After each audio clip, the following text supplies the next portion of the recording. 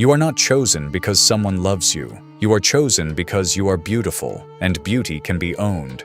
A trader spots you in a coastal market, maybe 12 or 13, skin still soft, no shadow of a beard on your jaw. He does not buy you for farm work. He buys you the way a man buys a fine vase, something to display, not to use up. You arrive at the house before sunrise, led through a side door so the neighbors do not see the transaction. The floor is cold stone under your feet. The air smells like old olive oil, the kind rubbed into 100 bodies before yours. An older slave meets you at the threshold and does not smile. He tells you the first rule before you even learn his name. Never speak first. Never linger where you are not called. You nod because nodding is safe, and safe is the only goal you have left. The house itself feels bigger than any home you knew before. A courtyard opens in the center, ringed by thin columns, with a fig tree throwing shade over cracked tiles. Somewhere past the kitchen, a woman's voice rises and falls, muffled, coming from rooms you are told never to enter. You memorize the layout within your first hour, not out of curiosity, but because knowing which doors are forbidden is how you avoid your first beating. Your master does not want a servant who sweats and grunts through chores. He wants a mirror that flatters him. So your training begins with your body. Every hair below your neck is scraped away with pumice stone and bronze razors. Then oil is worked into your skin until it shines under lamplight.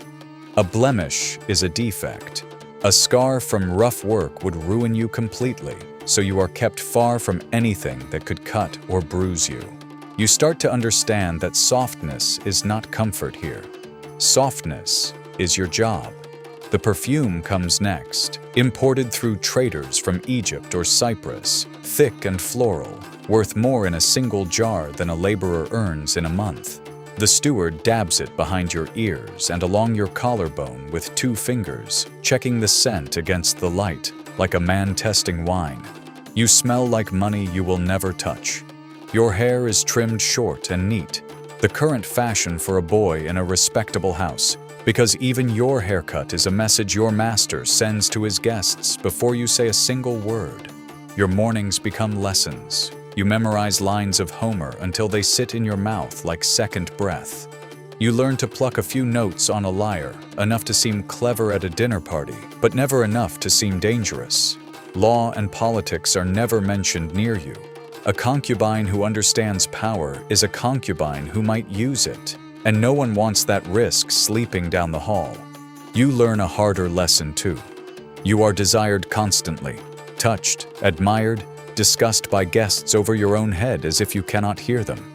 Yet you must never show desire back. A slave who wants something from his master looks ambitious. Ambition in a boy like you gets punished fast. So you smile at the right moments and feel nothing on your face at all, even when your chest is tight. Gratitude is not a feeling here. It is a performance you repeat daily. You thank your master for food you did not choose, clothes fitted to make him look generous, a roof that is really a cage with good lighting. If your thanks ever sound thin, a steward notices, and a steward always reports what he notices. At night, the house changes shape. Couches fill the andron, the men's room, and the air turns thick with lamp smoke and roasted meat. You mix the wine yourself, 3 parts water to 1 part wine, because serving it too strong marks your master as reckless, and serving it weak marks him as cheap. You move between guests carrying a kylix in each hand, silent, precise, never spilling, while men debate wars and poems and who insulted whom at the last festival. Someone reaches out and touches your wrist. You do not pull back. Pulling back is a small rebellion, and small rebellions cost skin. You laugh softly at a joke made at your expense, because laughing along is safer than looking hurt. A room full of educated men will praise wisdom and justice for hours, then treat you like furniture between their toasts. The aulos player weaves a thin, reedy tune through the smoke, and every so often a guest calls for a song or a riddle, and you are expected to supply whatever mood the room is missing. Late in the night, when the wine has done its work, Voices turn louder and hands turn looser. A cup gets thrown, a joke lands wrong, and for a moment you brace for the room to turn on you instead of each other. It rarely does, but you never stop bracing. Inside these walls, you are not only your master's problem. His wife watches you from behind a curtain some nights, and her disgust is quiet but sharp. She cannot shame her husband in public for keeping you, so she finds smaller ways to punish what she cannot say out loud. A harsher chore, a missed meal, a cold word to a servant about your perfume being too strong for a house with children in it. His grown son resents you differently. He is a free citizen and you are property, yet his father's hand lingers on your shoulder longer than it ever lingers on his. That kind of jealousy does not need words. It shows up as a shove in a hallway when no one else is looking. Here is the part that will twist your stomach if you think about it too long. Sleeping with you costs your master nothing in reputation. Athenian men can pursue boys and slaves freely, and no court will blink. The shame only lands on the one who takes the yielding role, meaning you. Speeches from men like Aeschines call that softness in a citizen a mark of a broken man, unfit to speak in the assembly, unfit to lead.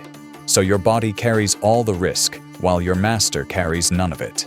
If a rival wants to destroy him, they do not attack what he did to you.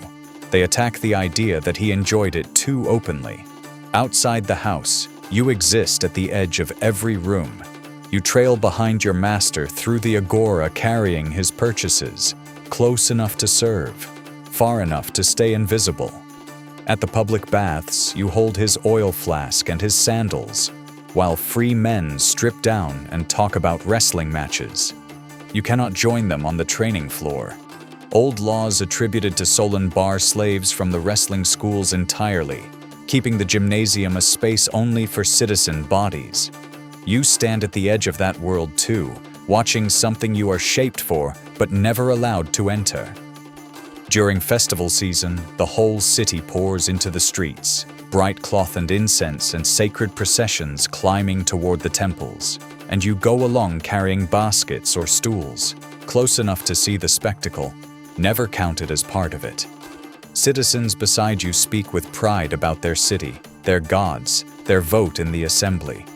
You have none of those things, so you keep your eyes on the crowd instead, learning which alleys stay empty if you ever needed to disappear into one.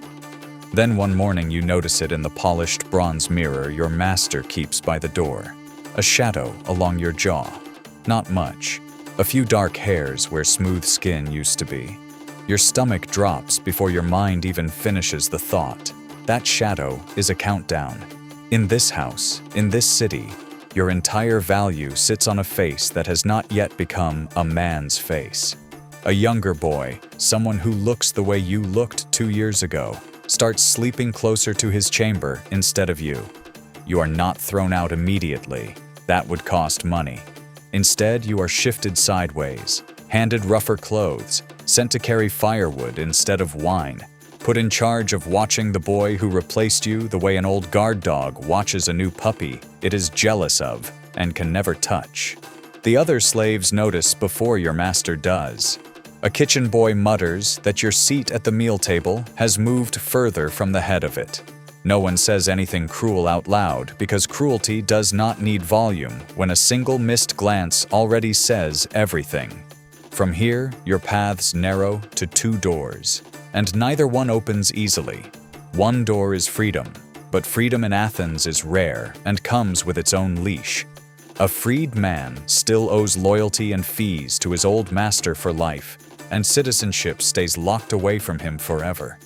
The other door is simply staying, aging inside the household as ordinary labor, useful now only for your hands instead of your face. Most men in your position never get their name written down anywhere at all. You will not appear on a jury list or a citizen roll. If future generations ever hear about someone like you, it will likely be through a joke in a comedy play mocking soft slave boys for a cheap laugh, or a line in a courtroom speech where a lawyer insults his rival by calling him a man ruled by his own concubine. Vase painters might sketch a boy pouring wine at a party, beautiful and nameless, his actual thoughts never once considered worth recording. A few lines on a stone marker, if you are ever freed at all, might list who granted it and which god witnessed the ceremony. Nothing more, no mention of the years spent learning how to smile on command. You lived through desire, silence, grooming, and fear, all timed perfectly to a face that was never going to stay young forever. No one tells you it is over. You just notice, one ordinary morning, that the new boy is standing where you used to stand, and the room has already forgotten the shape you left behind.